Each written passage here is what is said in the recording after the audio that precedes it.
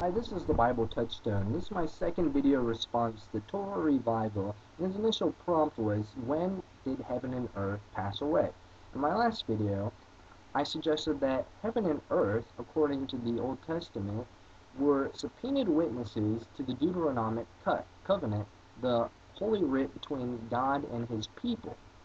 So if the first covenant, or the first heaven and earth, they were covenantal, then the new covenant inaugurated in the new heavens and earth that are alluded to by Isaiah chapter 65 and 66 and the book of Revelation, those were after a new administration of glory, as 2 Corinthians chapter 3 talks about.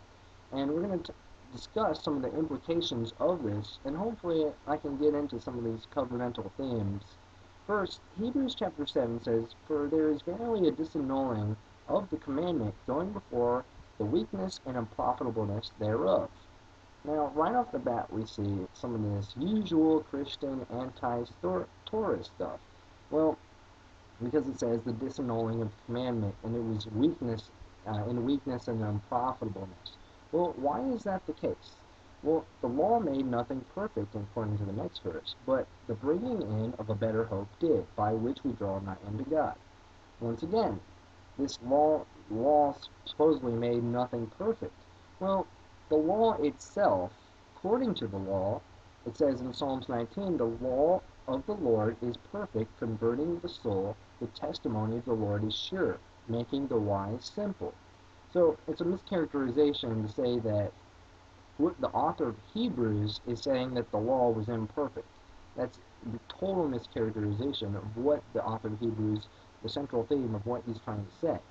For example, James chapter 1 verse 25 says, "But whoso looketh into the perfect law of liberty and continueth therein, he being not a forgetful hearer, but a doer of the word, this man shall be blessed in his deed."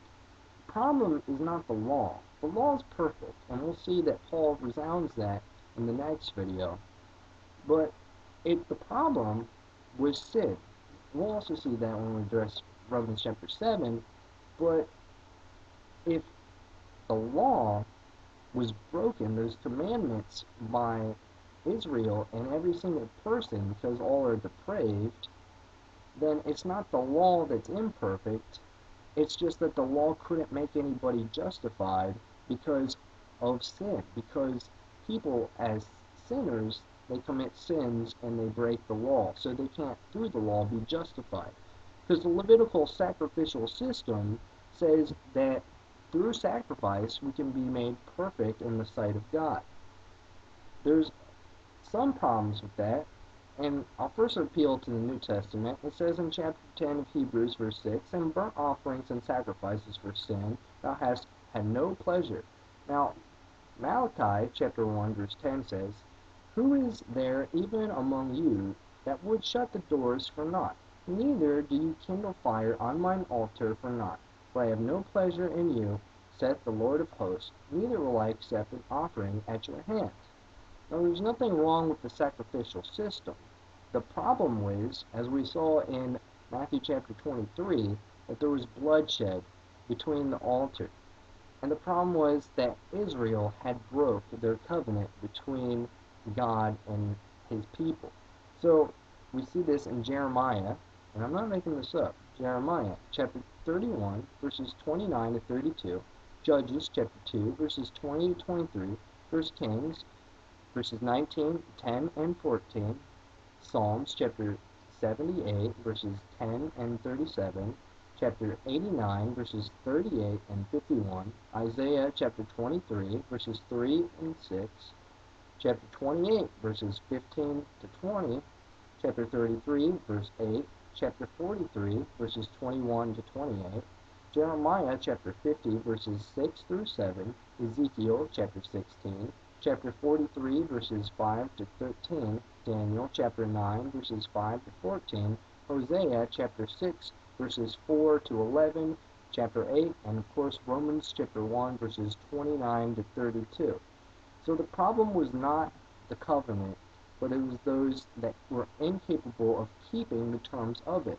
Now, the commandment doesn't imply moral capability, but the New Testament shows, for the reason of sin and transgression the law was given, that it would tutor us to Christ. Further, since of the destruction of the temple as predicted by Jesus, as I appealed to in Matthew chapter 24, since that happened in that generation in which he spoke according to the terms of his prophecy, what the rabbinical system has had to do in the absence of a Levitical order according to the decree and covenant of God, they've had to liberalize that system and replace it with other ordinances that were not specifically decreed to the exact similitude of the Old Covenant. So, I hope to continue some of these themes in the next video and talk about the New Covenant, which is actually an allusion, when we see it in the New Testament, it's actually an allusion to Old Testament prophecy. Now, the difference is that the New Testament exposes and reveals that fulfillment. It's that sued but made manifest, and it's realized. As always, grace be to you.